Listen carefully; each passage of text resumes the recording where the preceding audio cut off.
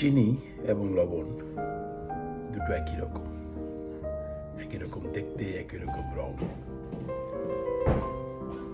একই রকম পাত্রে যদি আপনি পাশাপাশি রাখেন, এটা খুবই কষ্টসাধ্য এটাকে ডিফারেন্সিয়েট করা, আলাদা করা।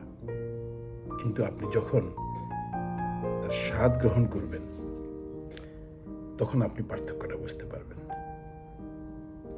ঠিক তেমনি আমাদের জীবনের চলার পথেও আমরা অনেক ধরনের মানুষকে পাই, যারা আমাদের চলার পথে সঙ্গী হন। কেউ বা একটা সময় থেমে যান, কেউ বা মাঝপথে কারোর দেখা পাই, কেউ হয়তো শেষ পর্যন্ত আমার গন্তব্যে যান। এই যে চলার পথের মানুষগুলোকে আমরা পাই, তারা সবাই দেখতে কিন্তু একই রকম, ঠিক যেমন চিনি এবং লবণ।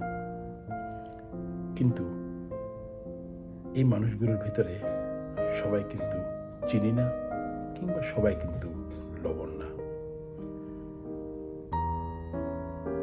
আমরা আমাদের কাজে, আচার আচরণে যখন তাদের সাথে মিশতে যাই, কার্যক্ষেত্রে কিংবা আমার বিপদে কিংবা আমার সুসময়ে, তারা তাদের আসল রূপটা প্রকাশ করে দেয়।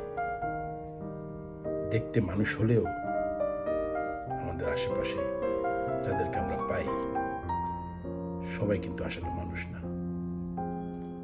ঠিক যেমন দেখতে একই হলেও চিনি এবং লবণ কখনো এক না। সুতরাং মানুষ যদি চিনতে হয়, মানুষের সাথে মিশতে হবে, মানুষের সাথে চলতে হবে, এবং তার কাজের মাধ্যমে আপনি তাকে চিনতে পারবেন। ভালো থাকবেন সবাই।